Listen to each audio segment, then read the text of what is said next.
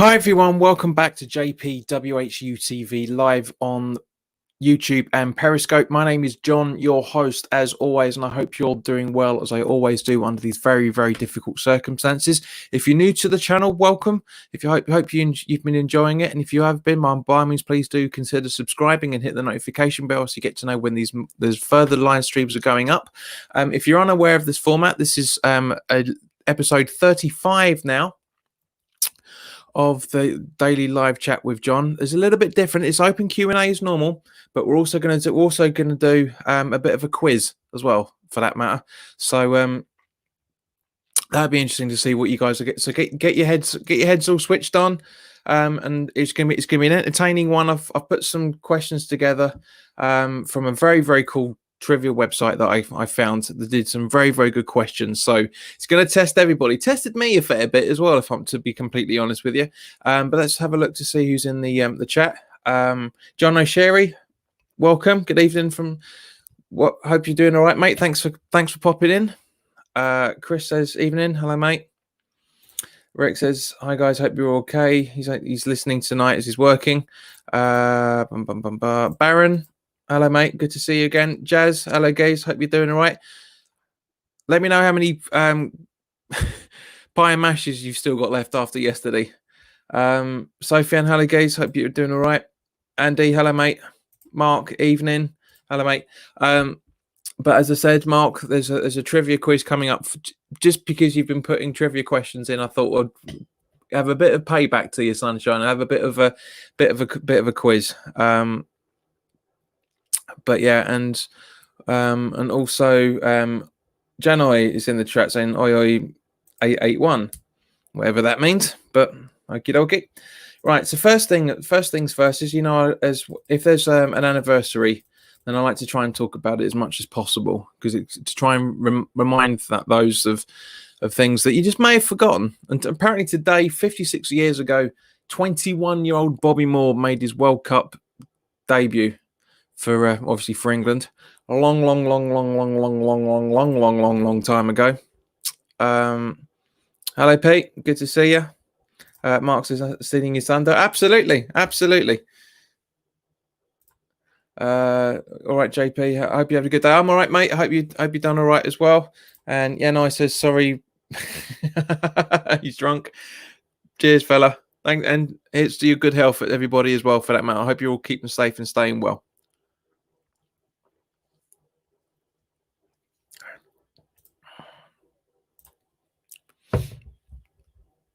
Now, as I say, because 56 years ago, Bobby Moore made his debut at the age of 21 for England in the World Cups.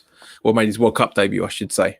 Interesting that it's been that long. But bringing the things a bit more up to present, because they're talking about things that are going to try and keep us fans involved while the football's going on. And more specifically for the broadcast, there's been discussions recently that we're going to have...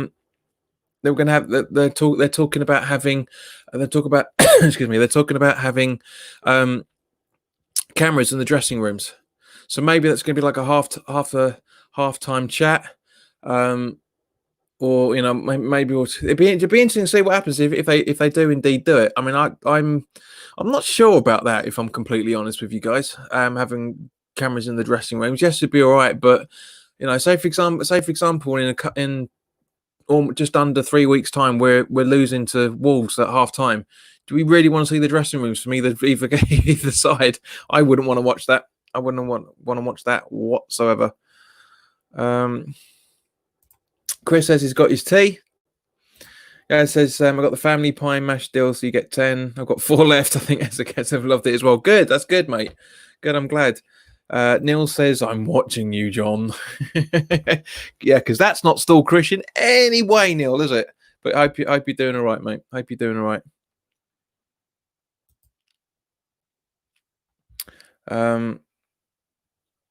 But yeah, Andy's saying that's a bit rugby league. Agreed. Completely. Don't worry, Chris. I've blocked the idiot.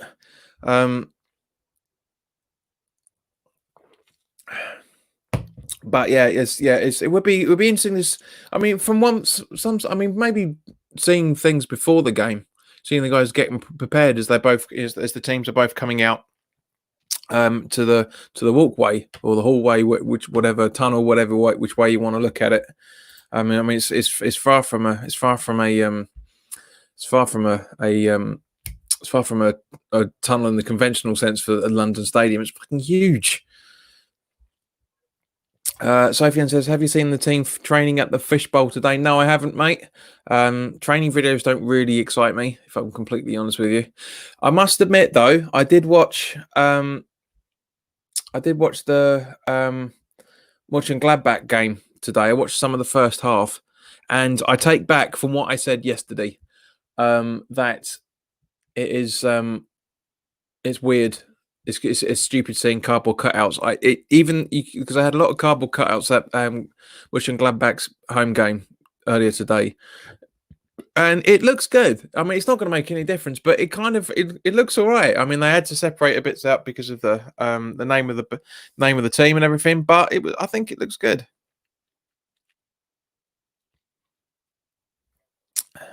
Sofian says about the cameras in the dressing rooms. I think it's a bit stupid. They wouldn't usually do it in a game. But Sofian, mate, how many times do we have to discuss this? We're not in normal times.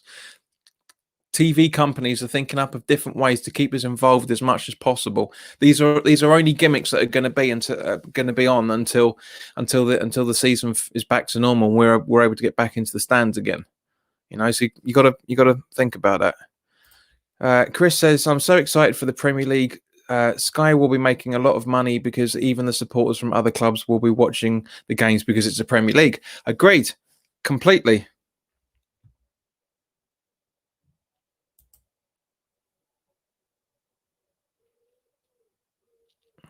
Chris asks, Family Guy or Simpsons? I'm a Simpsons man. 31 series and going strong. Family Guy was funny, but Simpsons was better. You know, that's to be honest with you. There's been a lot of crap jokes recently. The last 3 or 4 episodes that have come out, they've been really good. I've really enjoyed. I've really laughed. There's a long time since I've done that with the Simpsons episode, but some of them have been brilliant, especially like the Hateful 8-Year-Olds episode. That's really funny. Chris says, did you hear F is for Family season 3 is coming out next week? I've never heard of that series before. But again, Chris, what do you think about having teams in the cameras in the dressing room? You haven't announced that yet. You're asking questions and yet you're not engaging.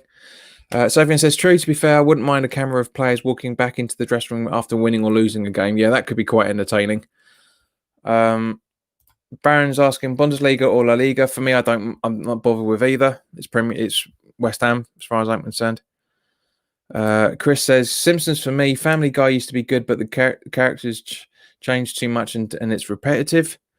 That's not always a bad thing, but I know what you mean. I know what you mean, mate. I know what you mean.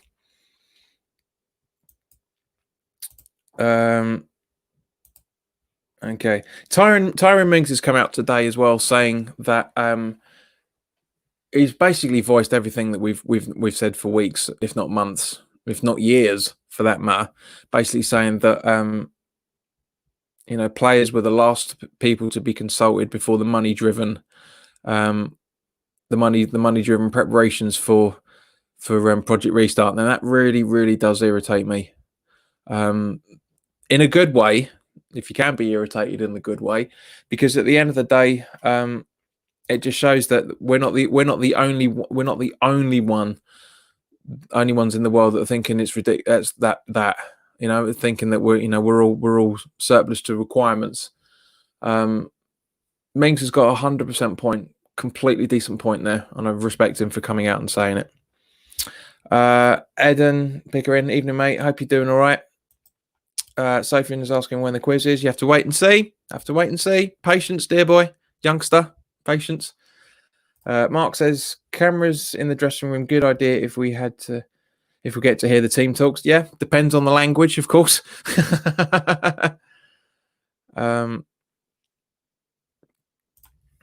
Chris says agreed. Mark, you hear it in other sports. Sofian, that's what he's talking about. That's what his opinion is all about. Cameras in the changing room. Chris says microphone on the referee so you could hear what's going on, mate. You won't need to. You won't need to hear the microphones because it's going to be complete dead silence. So you'll be able to hear everybody shouting and whatnot. So, but at the same point, I know what you mean. It'd be very, very, very hard. Well, folks. Yana says your arm looks big, brother. Have you been doing press ups during quarantine? It's just a tight t-shirt, mate. More than anything else. Let me just do it as normal. See, look. Not really. It's just the way. It's just the way it comes out. But I've been doing a little bit. 22-inch pythons.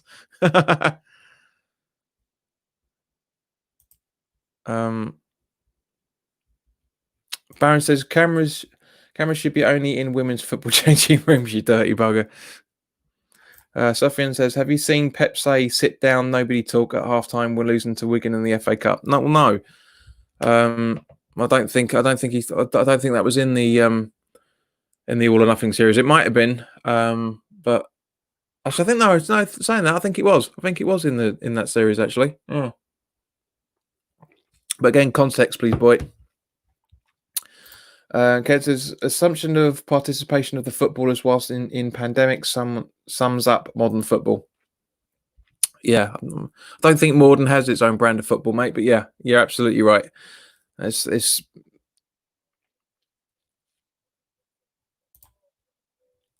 absolutely right, mate. Up completely. Now, which brings us round to the next subject here, basically, which is from the 1130 tests of all players and club staff that were done over Thursday and Friday. There's no new cases of the coronavirus. It was good to see that Bournemouth's goalkeeper has recovered. So I'm glad that he's been able to do that. When Delph got a red card and all the players were talking, yeah, it wasn't talking, mate. They were having argy with the Wigan team, but yeah, it's the good thing on it is the fact that everybody is safe, and that's at the end of the day that's what we want to have. There's no new test now. The article hasn't said when the article hasn't said about the fact that if anybody's been retaken again to test it. I'm sure some of them have, but at the end of the day, there's no new cases. That's the end of it. That's the good thing. That is a very, very good thing on it, because at the end of the day, guys, you say we said that we only want the football to be played when everybody is safe. I know there's been cases in the EFL that have been where paces have been done, but it was about 5 or 6 new cases in the Championship. I think it was yesterday or Friday, one of the two. So it'd be interesting to see what happens when it comes to that. Sofiane says no new cases, which is great to be honest. But let's be honest, there is a 99% chance that a player won't die if they can self-isolate when showing symptoms and they keep the players in camps. It will be all right. That's pretty much what they're doing, mate. It's pretty much what they're doing. Chris says commentators really annoy me, especially Carragher, who wants to listen to them for 90 minutes. Nobody. There should be an option where you can still have the volume, but no commentators. Well, Chris, there is on Amazon. Amazon are doing that. I'm guessing Sky might bring that technology back. Sky used to do that 10 years ago, give or take. You could turn the commentary off. 10, 15 years ago, you could turn the commentary off and just listen to the audio. I certainly want that option for BT Sport. Completely want that option for BT Sport. Edmund says, have you seen everybody's second favourite team on Amazon about the 1980 FA Cup? It was more specifically but not as yet. Chris says there probably will be a second wave. What's your guess on it? And don't say Facebook and Twitter. I'm hoping, Chris, that you've actually got some decent logic behind that and not just scaremongering like a lot of people are quite rightly. Baron says we should be able to hit the red button, the commentators, and pick who we want. Yes, as I say, that's what you used to be able to do on Sky. You used to be able to hit the button, and more specifically for the FA Cup games. I can't remember if they did it in Premier League, but it's definitely the FA Cup. You could switch the commentary off. Sofiane says the only fear is that we are starting the season too soon and lockdown is being lifted too early. Again, why? You need to explain what your thinking is. Otherwise, it just sounds like it's generic stuff that a lot of people are talking about. Sophie asked, John, do you think Sky could bring back the fan zone with fans, except there could be an option to only hear the fans and not the commentators? Mike, it's not a bad idea at all, mate. It's not a bad idea at all. Chris says not at all, JP, but the people going to the beaches and that are making it worse. But it's a minute minority, mate. It's a minute minority. The wave is across the entire country. You can't say there's going to be a second wave because there's small groups of people in very, very isolated areas that are doing it. Because then we can get a second wave. But again, guys, this is the crux of it. This is reality talking now. All right, this is literally how things are. We won't get a second wave unless the entire country goes back to normal. And I mean the entire country goes back to normal. Everybody goes back to work. We're not doing that. So enough with the fear mongering, guys. Chris, it's not all beaches. It's not every. It's not being reported down at Brighton. It's not being reported down at Hove. It's not being reported down at Brighton. And also it's certain places. It's certain things.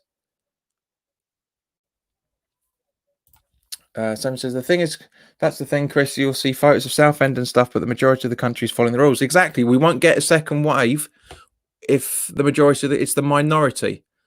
There'll be an increase in certain areas, as I'm saying. Honestly, guys, you have to think logically here. You have to think logically. Baron says he tested positive for antimatter. Sophian says I positive for the biggest twat alive. Mate, there's bigger twats than you, trust me. Trust me. Mark says you've tested positive for alcoholism. Agreed. Mate, you're not the only bloody one. Honestly, I've had so much beer this weekend, it's unbelievable. Janai says I tested positive for addicted to JP streams. Come on, man, they're not that good. I'm glad you enjoyed them though, but they're not that good. Right, okay, so now this made me laugh when I read this.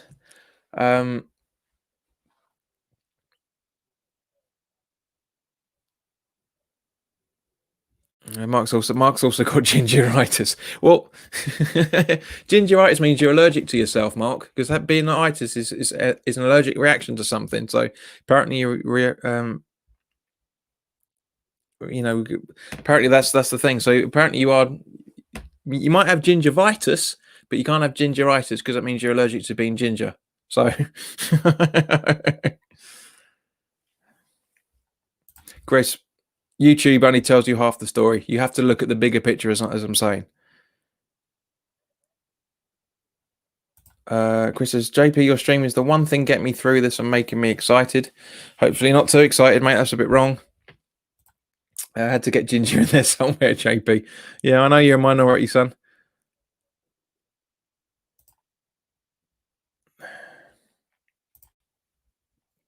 Right, as I say, so yeah, the Football Faithful did a really, really good article, which did make me laugh actually, where they're talking about things where how the Premier League could improve empty stadium atmosphere.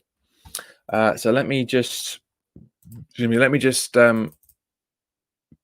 get this to zoom in. It's basically as you can see, so you guys can have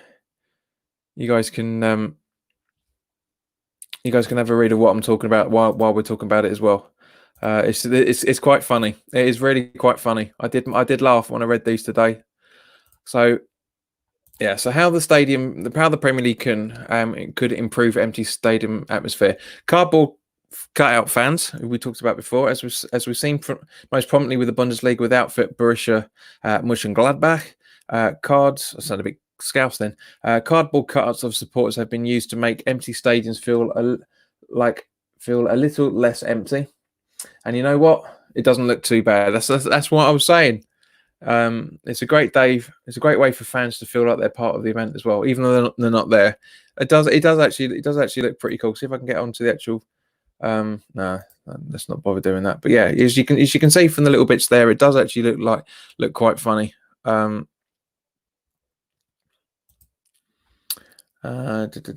Clubs could use it even as an opportunity to replace some of their lost match day revenue or donate it to much needed causes, just like Australia's National Rugby League have. The Rugby Association Fans in the Stands initiative allows fans to purchase a cardboard cutout out of themselves or Dominic Cummings for $22 so that you can watch the match from the stands. Just don't take cue from the K League and use sex dolls. That's quite a good point. That is quite a good point on that. Because yeah, we were talking about this the other day. I mean, I wouldn't have one done commission for myself. If I had to pay for the money to go to the NHS or something like that, then that's not a bad idea. I like that. I do like that. I think that's cool. So Bobby of Moore, welcome mates. Football without fans is like gym without tonic. Chris says they could fill the stadium up with lies from the owners. Sofian says, once it clicks in, I think Chelsea might have an issue with cardboard fans. They have too many plastic fans. Hello, PB. Hope you're doing all right, mate. First game back, and I would have a massive banner across the Billy Bond stand saying "Thank you NHS" with the West Ham badge. Would be a class touch. That's a very, very good point, mate. Very, very good point. Pitch side screens, and I agree with this rather than that stupid Zoom crap they were talking about. It's been bounded about before. Denmark this week became the second country in Western Europe after Germany to welcome back professional football as AGF Aarhus, I think you pronounced that, hosted Randers on Thursday evening, but the match became famous all over the world after the club hosted fans from the sideline via Zoom. A giant screen measuring 40 meters long and 3 meters high was placed in front of one of the stands at Ceres Park, filled with fans watching through the video conference app. The fans were even able to choose their own spot in the virtual stand, with some choosing to head to their usual section. Now, I think that's a lot better. It's a much better idea. Have it basically plumb through around the advertising boards rather than having it up on the big screen. That's bloody pointless. But have it on the advertising boards around the pitch is a great idea. Jay says, meet you, mate. Hello. I'm sure the ball get a few of those sex dolls hanging around. And he says, can my cardboard cutout look like I'm drunk like a normal game?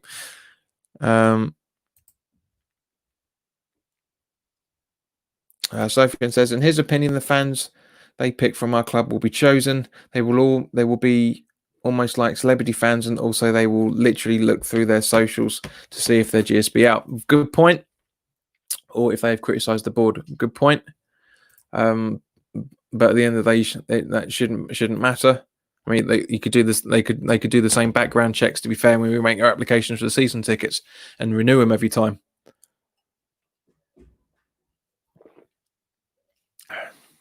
There is no method of piping in sound from the fans in attendance, which would likely just come through as white noise anyway. But West Ham United are apparently looking into doing something similar to Aarhus at the London Stadium, if your Twitter is to be believed. Fake ground noise.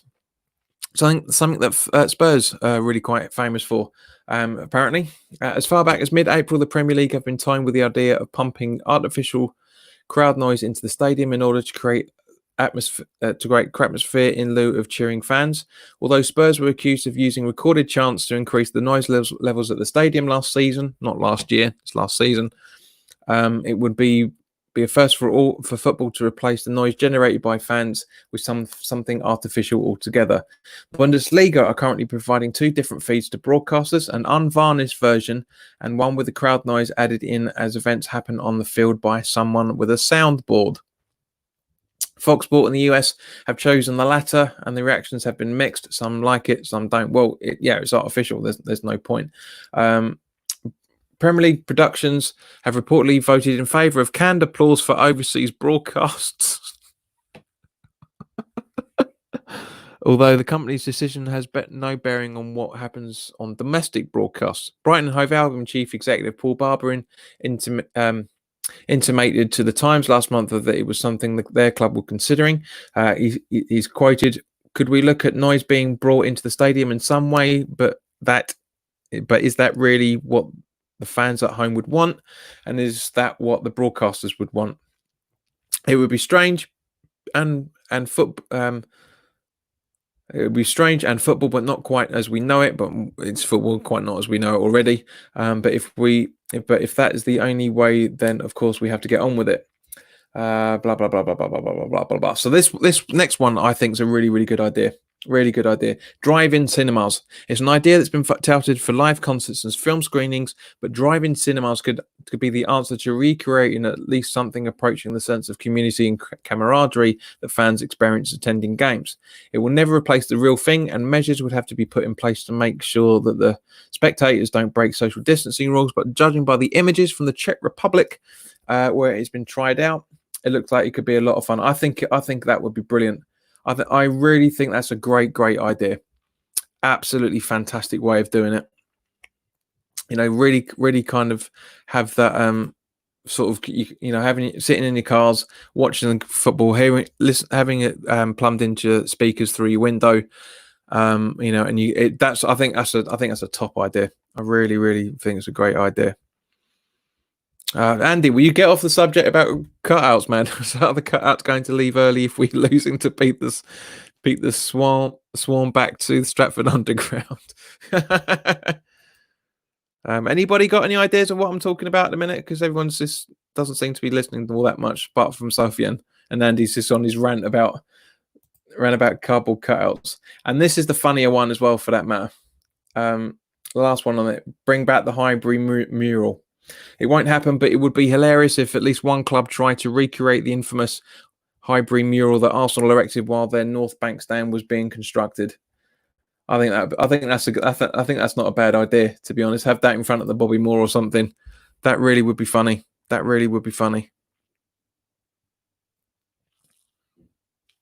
Sofiane says, I like the idea of the car cinema.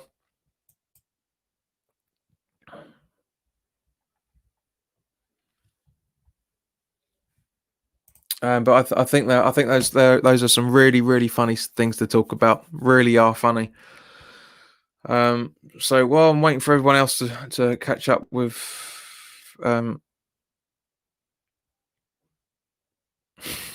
so Finn says he wouldn't mind CGI fans like FIFA. Well, how the bloody hell are you going to get that in the stadium, son? Come on. Now, the Daily Mirror have done a really good article, which I will talk about in a minute. Kent Hammer says, in America, I think I saw normal seasons fans meet in car parks on match days. Mark says, I'd rather watch a movie at home, to be honest. You unsociable sod. Car cinema sounds great. It does, Andy. It really does sound good. You have a few Baron says, fake crowd noise and cardboard fans is hilarious. Is an hilarious thought, but makes figurative. Makes a difference. Yeah. Hello, Jamie. Hope you're doing all right. Henry's back. Hello, mate. Henry says, blow up Doles because that would be the only way West Ham are scoring.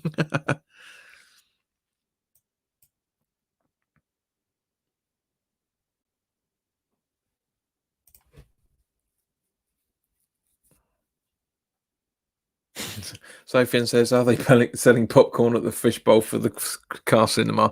I mean, that'd be. I mean, you could technically do it. You could get people to drive into the local car park, and have it that way, or that you could. There are legitimate ways of getting. All joking aside, there are legitimate ways you can actually get this to be done. A car cinema style drive-in, to watch the games. Car cinemas, think about your carbon footprint, man. It won't make that much of a difference.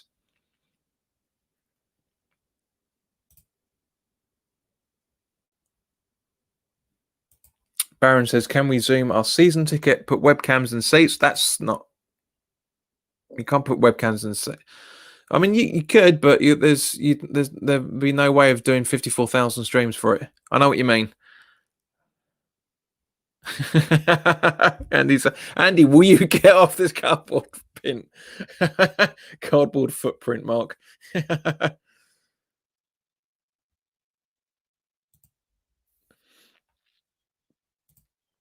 Honestly.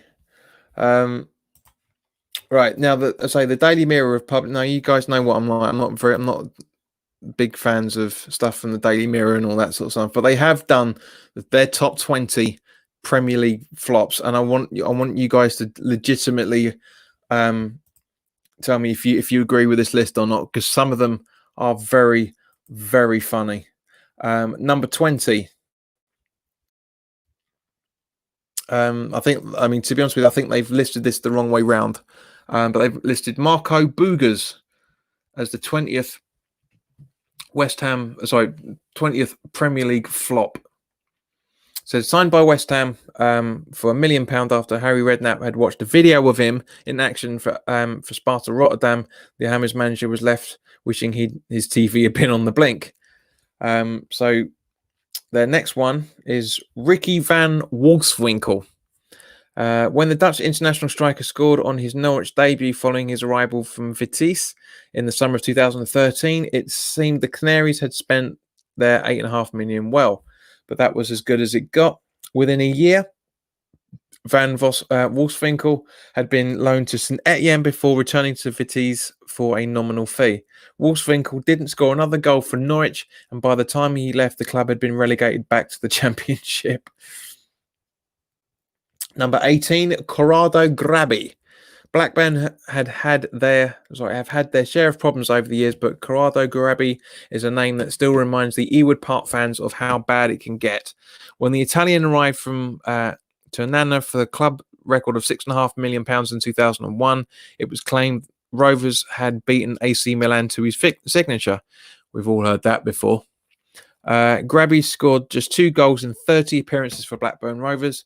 He eventually returned to Italy when he joined Anaconda on a free transfer. And guys, do you guys recognize any of these names?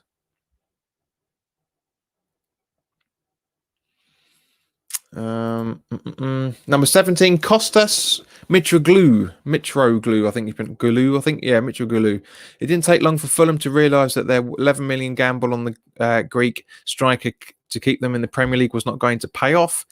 Mitroglou suffered with injuries and fitness and the fact he just wasn't good enough. He failed to score a single goal during the torrid 4-month stay at Craven Cottage, in which he appeared in just 3 games. As Fulham headed to the Championship, they allowed Mitroglou to move to Olympiacos and Benfica on loan before selling him to the Portuguese club for less than half the price they originally paid. Number 16, Andre Santos. The Brazilian still hasn't been forgiven by Arsenal fans for swapping shirts with former gunner Robin van Persie. But it was clear long before that incident in 2012 that Santos was not going to last long at the Emirates. Signed from Fenerbahce for almost £7 million in the aftermath of an 8-2 humiliation at Manchester United, the mistake-ridden defender was never going to solve Arsene Wenger's problems. He lasted 2 seasons before being sent to Gremio, I think it's on loan, and then joining Flamengo on a free. Number 15, Andy van der Meijde. Meijde, I think you pronounce that. Or Mead, as they probably say it in the French. The Dutchman was already having issues with alcohol abuse when he arrived at Everton from Inter Milan for £2 million in August 2005. His slide continued on Merseyside with a series of disciplinary run-ins with David Moyes. Other personal issues that included his dog being stolen during a burglary, his drink being spiked in a bar, his baby daughter suffering from health problems, and his wife hiring a private detective to follow him. Van der Meijde played in just 24 games over 4 years before his contract ran out. Number 14, Afonso Alves. It was to be a sad ending for Middlesbrough's £14 million record signing. Although it It took the Brazilian 2 months to score his first Bora goal following his arrival from Heerenveen in January 2008. A hat-trick against Manchester City on the final day of the season promised better things, but Elvis scored just 4 goals in the following campaign as the Teessiders were relegated from the Premier League. He was then flogged to Qatari club Al Sadd in a cut price deal. Number 13, Massimo Taibai. The Italian keeper produced a man-of-the-match performance for Manchester United on his debut in the Cauldron of Anfield in 1999. But he was to play just 3 more times for the Reds before Sir Alex Ferguson ditched his hapless £4.5 million signing for a series of high-profile blunders. After a series of high-profile blunders. Tybes was given the nickname the Blind Venetian after allowing a weak shot from Letizier to roll through his legs at Old Trafford. He was packed off back to Italy when he joined Regina for less than 6 months after moving to Manchester. Number 12, Roberto Solardo. Tottenham paid a club record of £26 million for the Spanish striker and would get a measly 7 Premier League goals for their money. Solardo was never able to settle in London, and as a consequence, the form he had produced for Valencia to attract Andre Villas-Boas never surfaced. Villas-Boas didn't last long at White Hart Lane, and neither did Solardo.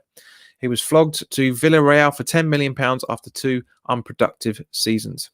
Number 10, Joe. Manchester City spent a club record of £18 million on the Brazilian international just before Sheikh Mansour's takeover. Joe scored 1 goal in 21 Premier League appearances for the club, spread over 3 seasons. In between, there were a couple of underwhelming spells with Everton. He eventually returned to South America, but only after City had agreed to write him off as a free transfer. Number 10, Thomas Brolin. Leeds boss Howard Wilkinson accused Thomas Brolin of not pulling his weight, which was not surprising given the Swedish striker, by his own admission, was carrying too much timber by the time he arrived at Ellen Road in November 95. A gifted playmaker who scored the goal that knocked England out of Euro 92.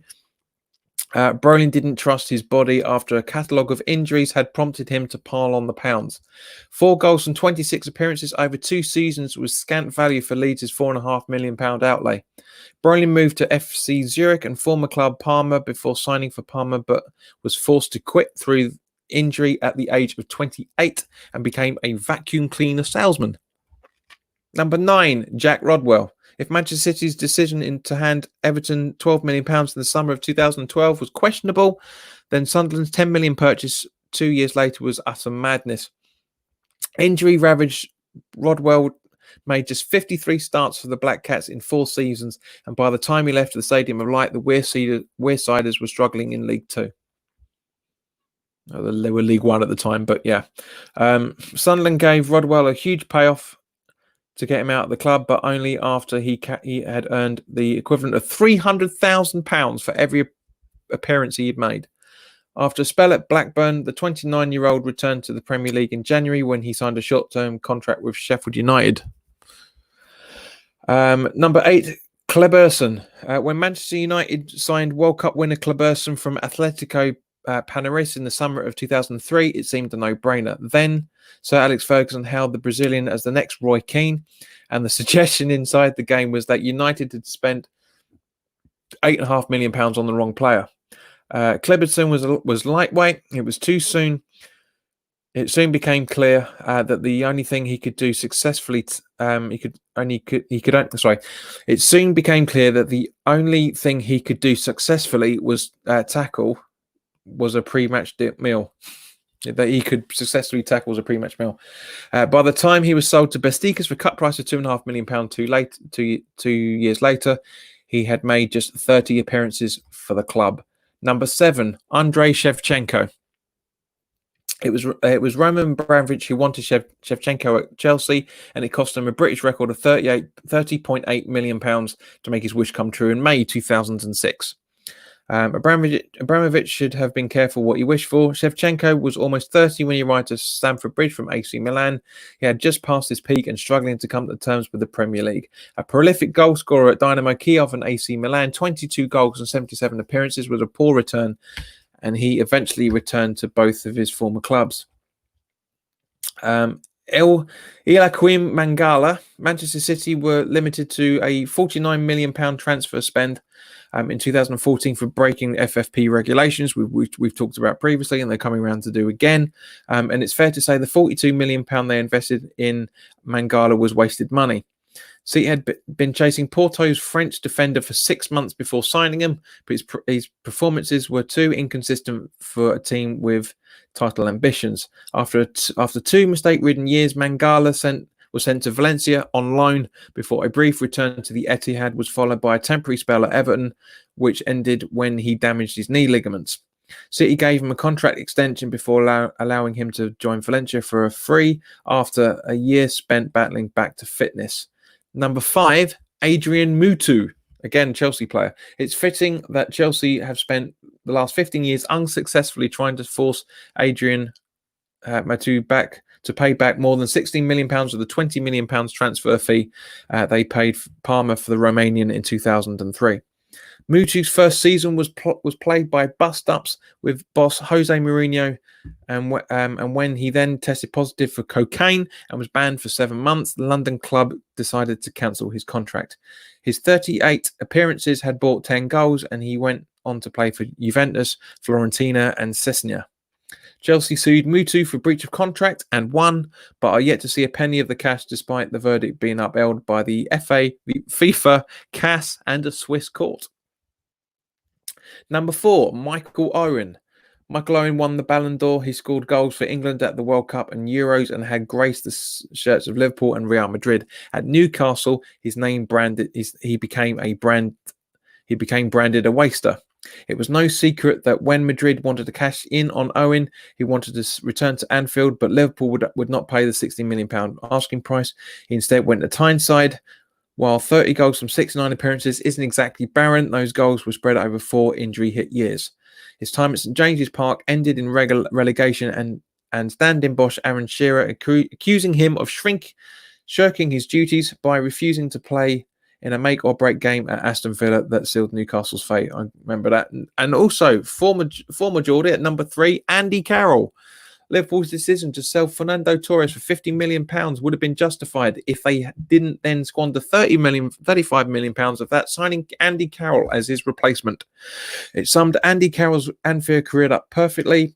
Then that when he arrived from Newcastle in January 2011, he was carrying an injury that meant it was 2 months before he could make his debut. He was loaned to West Ham for a season, just 18 months later, before being sold to the Hammers for £15 million.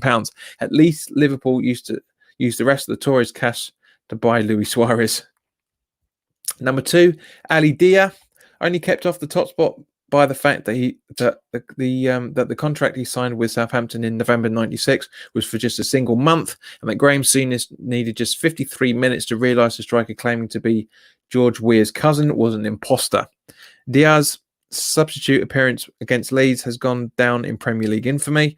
Souness has recently tried to rewrite history by claiming the Saints had an injury so crippling that he had to take a gamble that the Senegalese was telling the truth when he claimed to have played for Paris Saint-Germain. But Letizier's take that Southampton players thought Diarra had won a competition to train with the club says it all. And number 1, Bebe. Sir Alex Ferguson paid Vitória de Guimarães £7.4 million for the Portuguese winger in 2010 without actually seeing him play. An even bigger surprise was that Bebe was actually got to appear in the Premier League for a whole 75 minutes before the United boss realised what a mistake he'd made. Bebe, or Beeb, I think you pronounce it, has been playing in Portugal's third division in the previous season. 12 months earlier, he had been represented his country at the Homeless World Cup. Blah blah blah blah blah blah blah. But yeah, I would agree with a lot of that.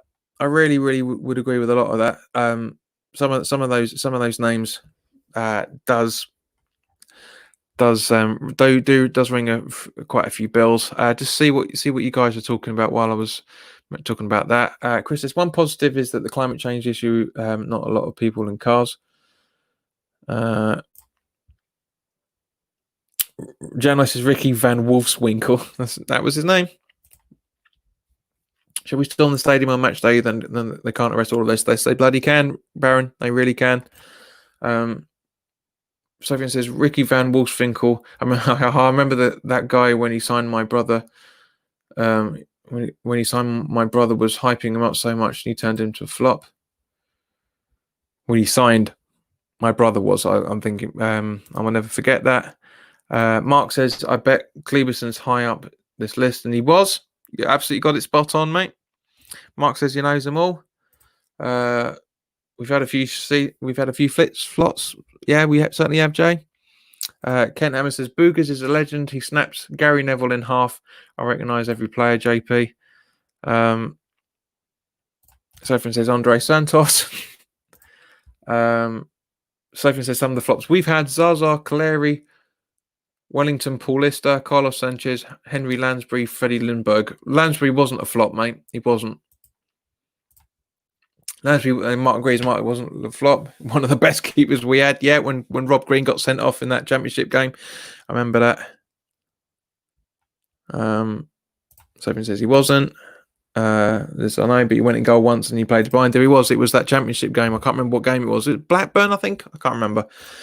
Bill's in. Hello, mate. Salada was one of the many flops Spurs bought using the Gareth Bale. Many agreed.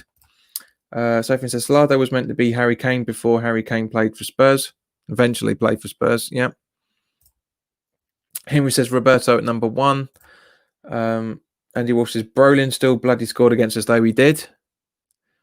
Mark says Francis Jefferson at Arsenal will be on this list. Sophie said George Graham could be the one where he went to Spurs. George Graham was a manager for Arsenal, wasn't he? Sophie says Alex Butner, Man United flop. Sophie says Tom Cleverley. Not really. Andy says George Weir Cousin played for Southampton under Souness stubbed off, and then it was only a game. Yeah, which we just talked about. Mark says Mutu the cokehead. Sophie says Aston Villa's Charles and Zogbia. That's a bit harsh, mate. That's a bit harsh. Ali Diana, yeah. Sophie says Niall Ranger, he was meant to be a wonder kid but messed up his career, got in trouble with the police so many times, posted a pic of him with a gun, broke down his girlfriend's door and more. He did, agreed. Kent, thanks. Wait, Blackpool. Yeah, you're right, it was Blackpool. Baron says, JP, if you was on death row, what would your last meal be?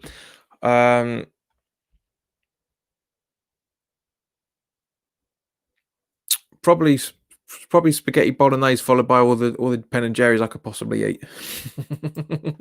Right, quiz time. I know we've got 10 minutes to go, so we're gonna not gonna fly through this. There's 19 questions in here. So let's so this is obviously going to go over a little bit of time, but quiz time, guys. So get ready. All right. So what I'm going to do is I'm going to answer the question. I'm not going to give the answers. So if you've got a pen and paper handy or on your phone, whatever, write them down because we kind of do it in a pub quiz style way of doing it. All right. So let's go. So right. So ready, guys. So okay. So as I say, so get your pen and paper or get your phone out with your notes and either write your answers down or type them. Now, obviously, as I say, the way we'll do it is there'll be 5 points for every correct answer, and there's going to be an extra couple of bonuses points in here as well. So question number 1. So guys, let me know that you're ready in the chat so we can get cracking on this.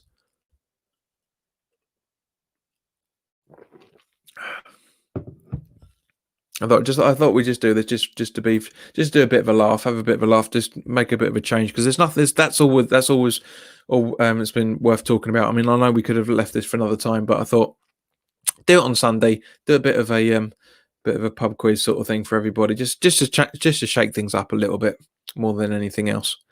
So guys, as I say, let me know if you're ready because nobody's commented yet. At least none of the comments have come through yet.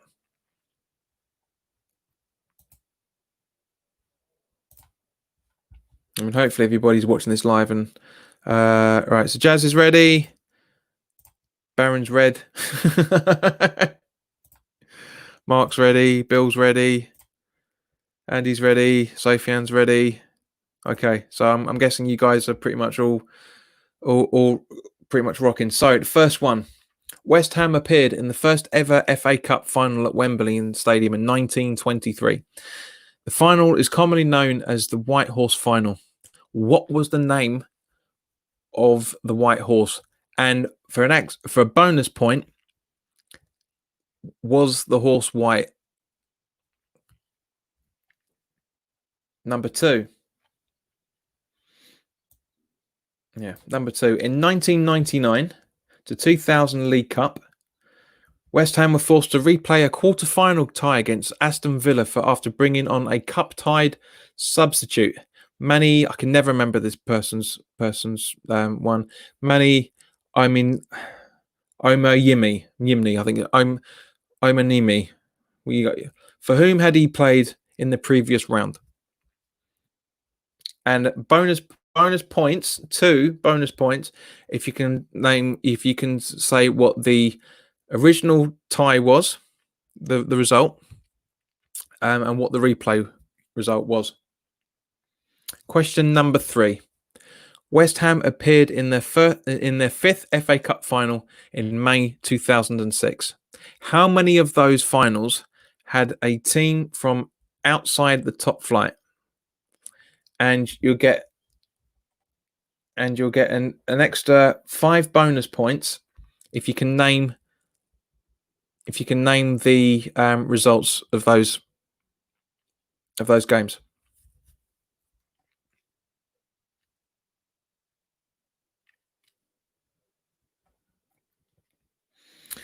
Question number 4. West Ham are as infamous for their cup defeats to lower league sides as they are famous for their victories. What team was the first team to claim an FA Cup win over West Ham?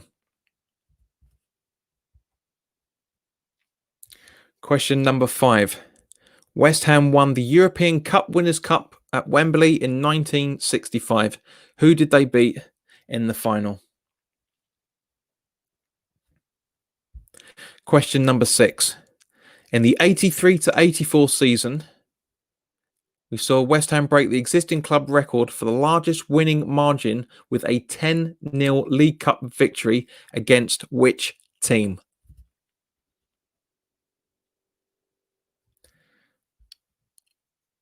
When West Ham lost the FA Cup final in 1991 semi-final, I should say. So let me start again. West Ham lost the 1991 FA Cup semi-final to Notts Forest after a harsh sending off of which player? So I'll repeat that the third time. West Ham lost the 1991 FA Cup semi-final to Notts Forest after the harsh sending off of which player? Question number 8. In what year did West Ham first reach the League Cup final? And because I've already talked about this on the channel previously, quite a little while ago. We're coming into different history things, and a bonus point for who the club was. True or false for question number 9? Bobby Moore never scored an FA Cup goal for West Ham. True or false?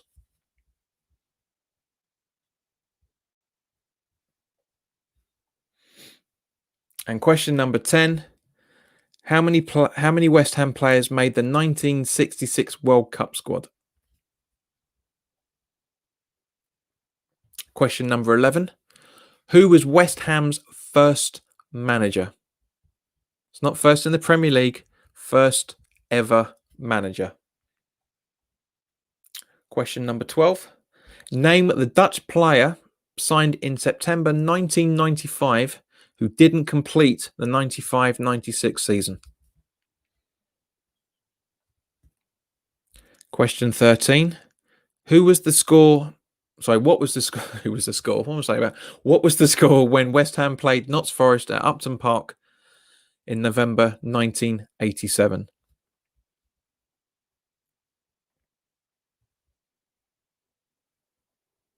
Question 15. Who was the shortest serving West Ham manager in the 20th century? So from 1900 to 1999. Question 16. Which former Hammer once played in every league division in the same season?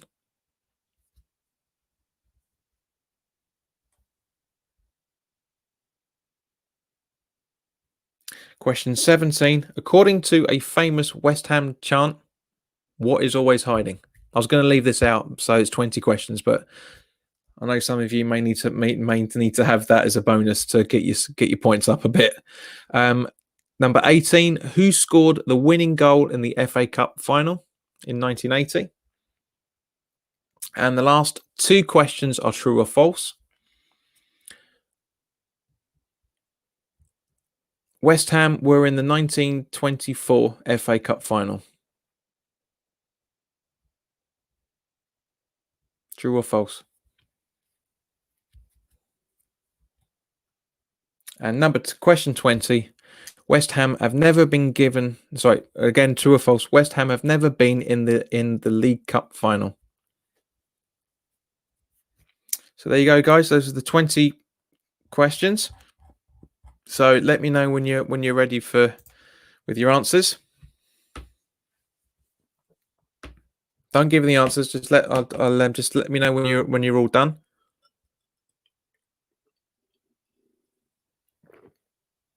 Because that actually quite nicely wraps us up to the 7:30. So it wraps us up quite nicely to the hour.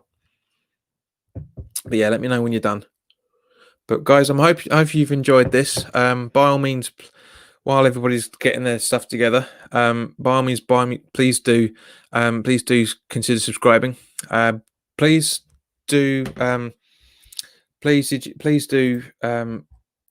have a look at the sponsorship link in the below. Sorry, Mark, you're absolutely right.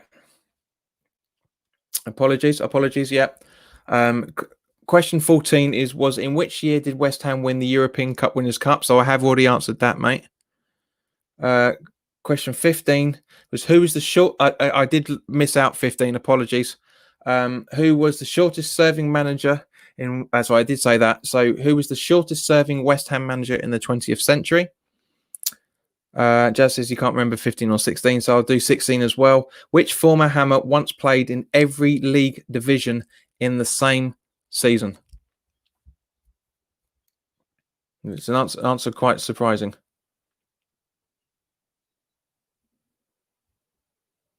I haven't missed any questions out at all, guys. I may have said them too quickly, so apologies, but I have read out all the ones you guys are asking. I have actually said them. So it seems to be 14 and 15 and 16. So in question 14, in which year did West Ham win the European Cup Winners' Cup? Who was the shortest? Question 15, who was the shortest serving West Ham manager in the 20th century? And question 16, which former Hammer once played in every league division in the same season? So Andy is done. Kent Hammers is done. I'm hoping Jazz and Mark are now done.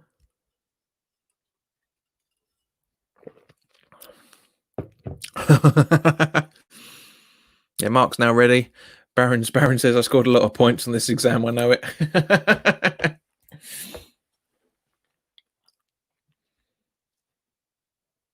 Yeah, Jazz is done now.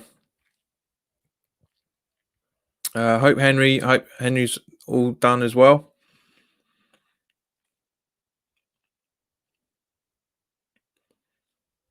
I might actually do this every Sunday, depending on the topics. It might be quite funny. Do this at a weekend. Mark says I've done shit. All right, so question 1. West Ham appeared in the first ever FA Cup final at Wembley Stadium in 1923. The final was commonly known as the White Horse Final. What was the name of the White Horse?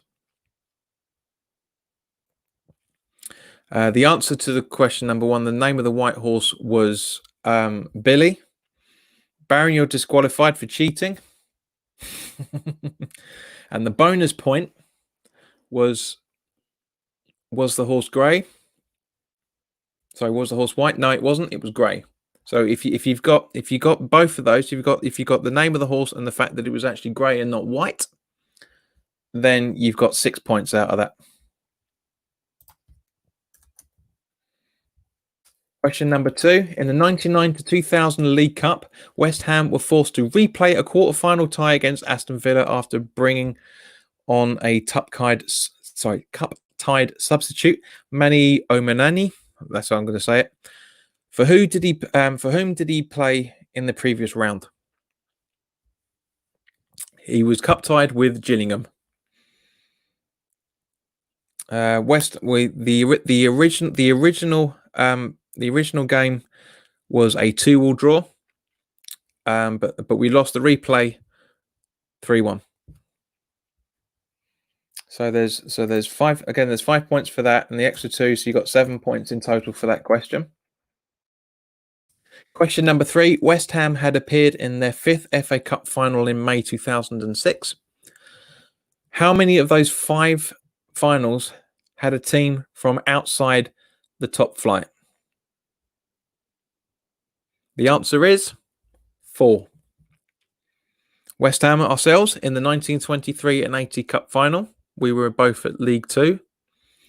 And the two opponents were from outside the top flight: Preston North End in 1964 and Fulham in 1975. Now, the 5 bonus points on this is 1923, Bolton versus West Ham 2-0.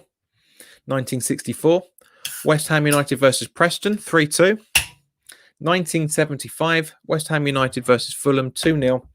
And 1980, West Ham versus Arsenal 1-0, as we all know. And of course, the Liverpool versus West Ham 3-3 at extra time, and we lost that 3-1 on penalties. Question 4. West Ham are as infamous for their cup defeats to lower league sides as they are famous for their victories. What team was the first to claim an FA Cup win over West Ham? The answer: Swansea City. Swansea City first knocked West Ham out of the cup in the 21-22 season, when they won the first round tie after 2 replays. The first round was renumbered for the third round, and blah blah blah blah blah blah. But yeah, Swansea Town became Swansea City in 1970 and repeated the feat in the third round in 99 when they were playing the fourth tier when West Ham were in the Premier League. Question number 5. West Ham won the European Cup Winners' Cup at Wembley in 1965. Who did they beat in the final? TSV 1860 Munich. Question 6. In the 83-84 season, saw West Ham break the existing club record for the largest winning margin with a 10-0 League Cup victory against which team? That was Bury. Question 7. West Ham lost the 1991 FA Cup semi-final to Nottingham Forest after the harsh sending off of which player? As we all know, that's Tony Gale. Question 8. In what year did West Ham first reach the League Cup final? That was 1966. Number 9. Bobby Moore never scored an FA Cup goal for West Ham. True or false? It was true. Bobby managed 3 League Cup goals, but never managed one in the FA Cup. He was, of course, captain for West Ham's first ever cup win in '64. He also appeared as a captain of Fulham. I'm not sure. He might have actually scored a goal for Fulham in that run, but not for West Ham. Question 10. How many West Ham players made the 1966 World Cup squad? Of course, it was 3. Bobby Moore, Geoff Hurst and Martin Peters. Number 11. Who was West Ham's first manager? Sid King. He managed the club from 1900 to 1934. Name the Dutch player signed in September 95 and didn't complete the 95-96 season. Already mentioned him before. Marco Boogers, He was signed in September 95 and was gone by March 1996. In an infamous game with him against Manchester United, he was sent off within seconds of coming on as a substitute. Question 13. What was the score when West Ham played Nottingham Forest at Upton Park in November 1987? 3-2 to West Ham. Tony Cottee scored West Ham's first. Ray Stewart got the second from the penalty spot, and the third was a brilliant diving header by Tony Cottee. Question 14. In which year did West Ham win the European Cup Winners' Cup? It was 1965, as we talked about before.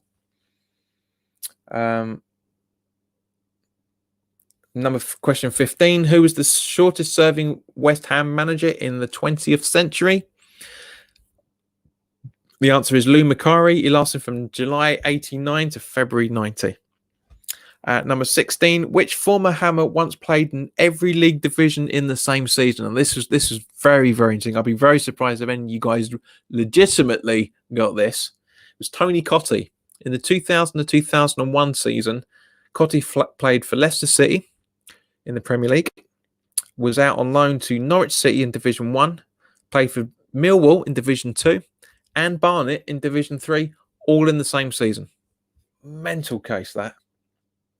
17. According to a famous West Ham chant, what is always hiding? As we all know, it's fortune. Who scored the winning goal in the 1980 FA Cup final? Trevor Brooking. True or false? West Ham were in the 1924 FA Cup final. False. It was 1923 against Bolton, and was the first final held at Wembley. This was West Ham's final first appearance in the final, and they lost, as we talked about earlier. And question 20. West Ham have never been in a League Cup final. False. West Ham lost to West Brom on aggregate in 1966. They also lost 2-1 in 1981. These were the only appearances in the final in the 20th century. So, guys, that was it. Thank you very much for your time. I hope it'll be interesting to see how you guys did it. Karen coming late to the party as ever, but I hope you're doing all right. As did Gary.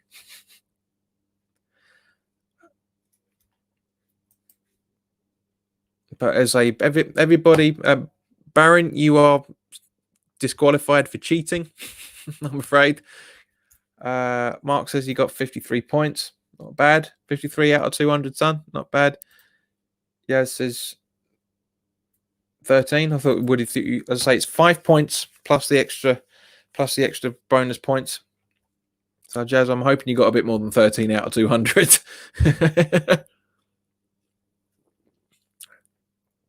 Sorry, out of 100, I should say. There's 5 points and there's 20 points. So 100. So 13 out of 100. Baron says he scored out of 9 out of 10. Bollocks. Do not believe you under any circumstances whatsoever.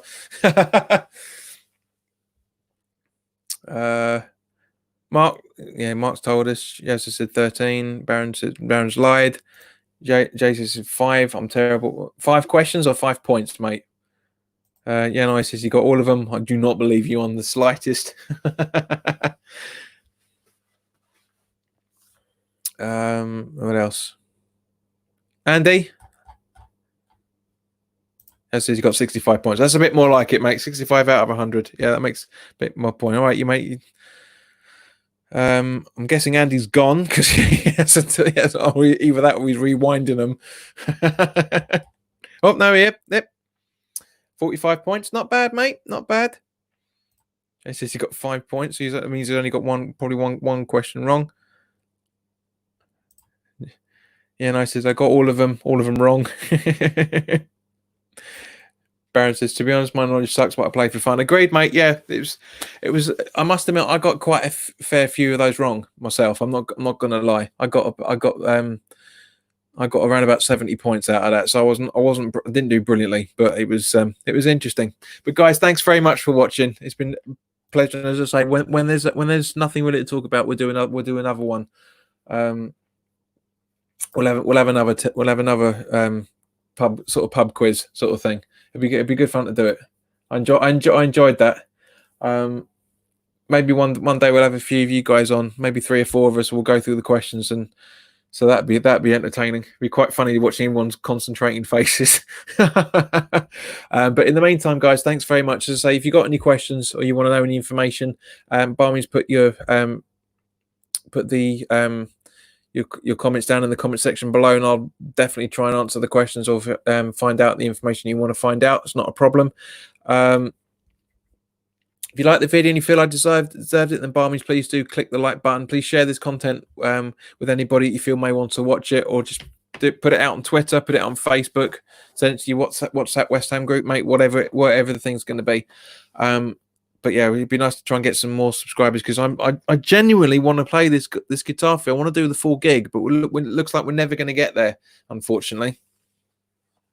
But in the meantime, guys, enjoy the rest of your evening, and I will see you tomorrow evening at 6:30, as always. Take care.